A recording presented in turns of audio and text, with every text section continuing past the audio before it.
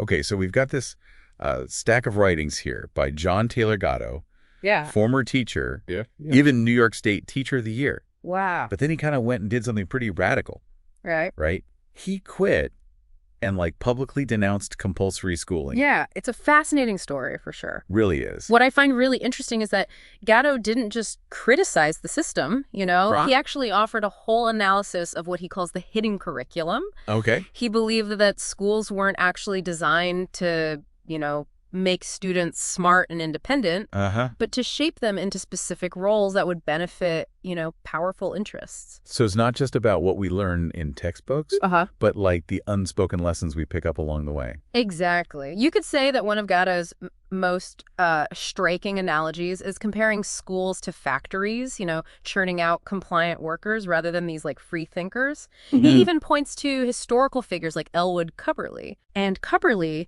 explicitly compared schools to factories aiming for standardized and predictable outputs. Wow, a factory of students. Yeah. That's a powerful image. Yeah, it is.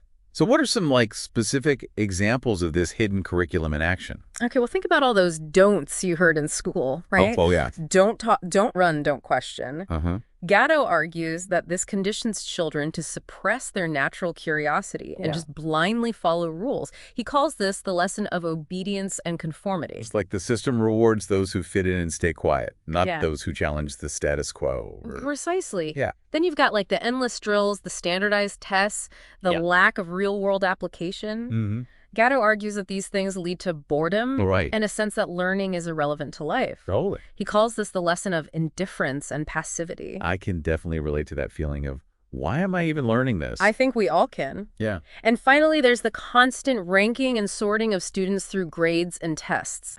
Gatto says this instills a belief in inherent inequality, limiting aspirations, Right. making students see themselves as either winners or losers. Oh, wow. It's the lesson of competition and hierarchy. So according to Gatto, these unspoken lessons shape us more than we realize, influencing how we think and behave even as adults. Absolutely. I think that's a key takeaway. Yeah. And what's even more intriguing is that Gatto traces the roots of this system back to 19th century Prussia. Really? He claims that the Prussian model of schooling was designed to create a docile workforce and to suppress dissent, producing obedient subjects rather than critical thinkers. So this factory model of schooling wasn't even an American invention. Exactly. Gatto argues that influential figures like Horace Mann, who's considered the father of American public education, Right. were really impressed by the Prussian system and actually brought it to the U.S. Wow, that's quite a connection. Yeah, it is. But why would anyone intentionally design a system to suppress independent thought? What's the purpose behind that? Well, this is where Gatto connects schooling to the rise of industrialization and mass production. Okay.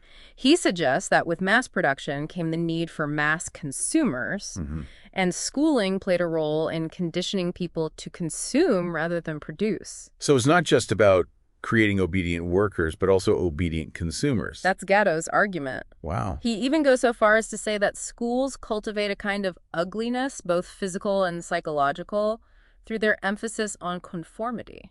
Ugliness. Okay. Yeah. Strong word. Yeah. What does he mean by that? Well, he connected to the importance of appearance at elite universities, Okay. suggesting a deeper societal bias against those who don't fit a certain mold. It's like there's a whole set of unspoken criteria for success that goes beyond, academic achievement. Right. It sounds like he's painting a pretty bleak picture of the school system. He is in some ways. Yeah. But he does offer alternative models of education. Okay. Some examples of how things could be different. So did he have any specific examples? Absolutely. He contrasts the factory model with the story of David Sarnoff, Okay. the founder of RCA. Sarnoff dropped out of elementary school and achieved success through real-world experience and self-teaching. Interesting. This really exemplifies Gatto's belief in the power of open-source learning, where knowledge isn't confined to institutions. So learning doesn't have to happen within the four walls of a classroom. That's what Gatto is proposing. Okay. He highlights alternative models like the Camino de Santiago in Spain, Okay. an annual pilgrimage where people of all ages learn through direct experience and challenge. That's a far cry from the structured environment of a typical school. It is. Yeah. Did he have any other examples? He also points to the Lancaster Amish and their community-based education model, which combines practical skills, apprenticeships, and a shorter school year focused on values rather than just abstract knowledge. These alternative models are so interesting. Really makes you think about the different ways learning can take place. But if Gatto was so critical of the system, did he offer any solutions, any ways to resist or change it? He did. He proposed a pretty radical idea called the Bartleby Project, inspired by Herman Melville's short story about a scrivener who passively resists his work. Okay. Gatto called for peaceful resistance to the system, encouraging students to refuse standardized testing. So a boycott of standardized tests. That's right. That's a bold move. What was his reasoning behind that? He saw it as an act of civil disobedience that could expose the flaws of the system and empower individuals to reclaim their education. He believed that if enough people refused to play the game itself would have to change. You know? Interesting. Yeah. Okay. And Gatto believed that standardized tests don't actually measure real learning, Okay. but instead they reinforce the very hierarchies that he was criticizing. So he saw them as perpetuating that sense of inequality, labeling some students as smart and others as not smart. Exactly. And it's not just about tests. Gatto criticizes the structure of schooling itself. Okay. He talks about the cauldron of broken time, the constant interruptions and rigid schedules that make it really hard to engage deeply with ideas. It's like we're constantly being shuffled from one subject to the next, never really having the time to dive deep into anything. Gatto would agree with you there. He believed that real learning needs time for reflection, for making connections, letting ideas sink in. But the school day is designed for efficiency, not for deep thinking. And that feeling of disconnection extends beyond the classroom, right? Yeah. Gatto also talked about how school kind of isolates us from the real world. That's a key point. He argued that the emphasis on abstract knowledge and standardized testing can make learning feel irrelevant to our lives. Yeah. Like, why am I learning this? How will this ever be useful to me? He even mentioned how Australian schools shied away from teaching about environmental issues, Right. despite Australia facing serious ecological challenges. That's a great example of the disconnect that Gatto was talking about. Yeah. He believed it was intentional design to keep students passive and uncritical. He said that, in earlier times, young people had real-world responsibilities. They learned through apprenticeships and contributed to their communities. So instead of being stuck in classrooms, they were out in the world, Right. gaining practical skills and a sense of purpose. Exactly. And Gatto believed that that's where real education happens. Okay. Through experience, through engagement, through meaningful contribution. He saw this, extended adolescence of modern schooling as a way to delay young people's entry into the real world and keep them dependent on the system. It's almost like we're being trained to be good students, Yeah. not necessarily good thinkers or active citizens. That's a provocative way to put it, but Gatto might agree. Remember Stanley? The student who routinely skipped school to work with his aunts and uncles? Gatto believed that Stanley was getting a far better education through those real-world experiences than he ever could have in a classroom. He was learning practical skills, developing a work ethic, and building relationships. That story really highlights Gatto's point about the limitations of traditional education. Yeah. It's not just about the content we learn, Right. but the context in which we learn it. Precisely. And what's so fascinating about Gatto is that he doesn't just critique the system. Right. He encourages us to imagine and create alternatives. So what did he suggest? Besides boycotting standardized tests, what did he think individuals could do to reclaim their education? He was a strong advocate for open source learning. Okay. The idea that learning can happen anywhere at any time. Right. He encouraged people to take ownership of their education, pursue their passions, and learn from a variety of sources, not just textbooks and classrooms. That's like he was saying, don't wait for permission to learn. Go out and explore, experiment, discover. That's a great way to capture his spirit. He believed in the power of self-directed learning driven by curiosity and a desire to make sense of the world. He even saw value in what he called the education of the street. What's that? The kind of knowledge and wisdom you gain from simply being out in the world, interacting with people, observing your surroundings. So it's not just about formal education, Right.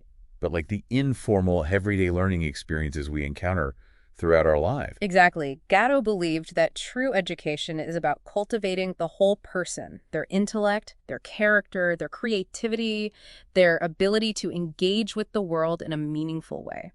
And he didn't believe that could happen solely within the confines of a system designed for conformity and obedience. It's a pretty radical shift in perspective. It is. To see learning as something that happens everywhere, not just in schools. But if we embrace that idea, what does it mean for how we approach education for ourselves and for our children? That's the big question, isn't it? And it's one that Gatto wanted us to grapple with. He really does challenge us to rethink our assumptions about learning. If schools aren't the only place where education happens, then what does that mean for how we approach it? It means we need to become more intentional about seeking out those learning opportunities in our daily lives. Okay. Think about the things that truly engage you, the activities that make you lose track of time.